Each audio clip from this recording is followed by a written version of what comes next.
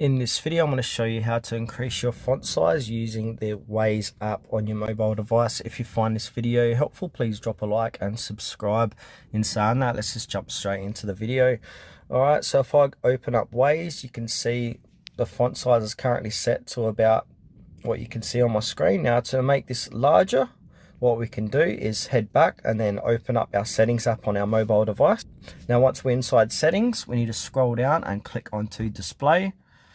Inside display, scroll down again and we'll see font size and style. And then right at the bottom of the page here, we've got a slider inside font size and style. So if we move the slider left to right, we can make the font size smaller and larger. So keep the slider near the right hand side to increase your font size. And now go back to Waze and you'll see Waze's font size will be increased. So if we go ahead and click into any of the settings here, you'll see the font size has been significantly increased.